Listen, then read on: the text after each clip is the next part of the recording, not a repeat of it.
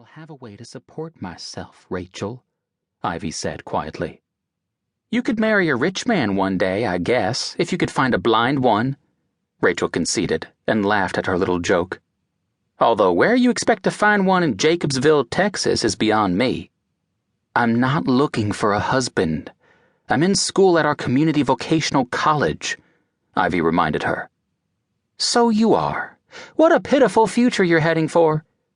Rachel paused to take an audible sip of her drink. I've got 2 auditions tomorrow. One's for the lead in a new play right on Broadway. Jerry says I'm a shoo-in. He has influence with the director. Ivy wasn't usually sarcastic, but Rachel was getting on her nerves. I thought Jerry didn't want you to work. There was a frigid pause on the other end of the line. Jerry doesn't mind it, she said coolly. He just likes me to stay in, so that he can take care of me. He feeds you uppers and downers and crystal meth and charges you for the privilege, you mean, Ivy replied quietly. She didn't add that Rachel was beautiful and that Jerry probably used her as bait to catch new clients.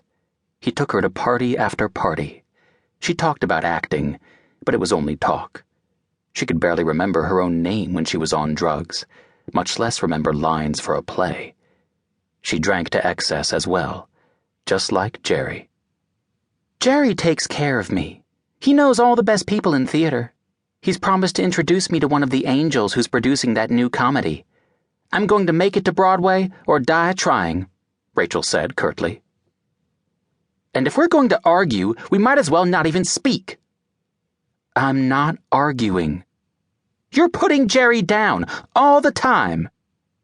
Ivy felt as if she were standing on a precipice, looking at the bottom of the world. Have you really forgotten what Jerry did to me? She asked, recalling the one visit Rachel had made home just after their father died. It had been an overnight one, with the insufferable Jerry at her side.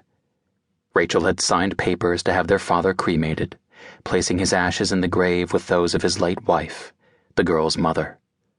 It was rushed and unpleasant, with Ivy left grieving alone for a parent who'd never loved her, who'd treated her very badly. Ivy had a big, forgiving heart. Rachel did manage a sniff into a handkerchief at the graveside service, but her eyes weren't either wet or red. It was an act, as it always was with her. What you said he did, came the instant, caustic reply. Jerry said he never gave you any sort of drugs. Rachel, she exclaimed, furious now. I wouldn't lie about something like that. I had a migraine, and he switched my regular medication with a powerful narcotic. When I saw what he was trying to give me, I threw them at him. He thought I was too sick to notice. He thought it would be funny if he could make me into an addict, just like you. Oh, grow up, Rachel shouted. I'm no addict. Everybody uses drugs, even people in that little hick town where you live. How do you think I used to score before I moved to New York? There was always somebody dealing, and I knew where to find what I needed. You're so naive, Ivy. My brain still works, she shot back. Watch your mouth, kid, Rachel said angrily, or I'll see to it that you don't get a penny of Dad's estate. Don't worry, I never expected to get any of it, Ivy said quietly. You convinced Daddy that I was no good, so that he wouldn't leave me anything. You've got that pittance from Aunt Hetty, Rachel repeated. Even though I should have had it. I deserved it, having to live like white trash all those years when I was at home.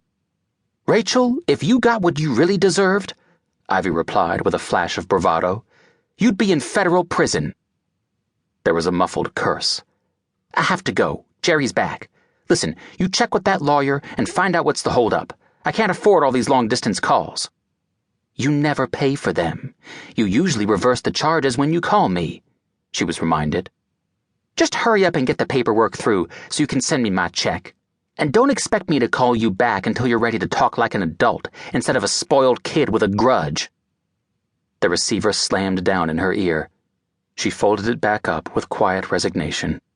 Rachel would never believe that Jerry, her knight in shining armor, was nothing more than a sick little social climbing drug dealer with a felony record who was holding her hostage to substance abuse.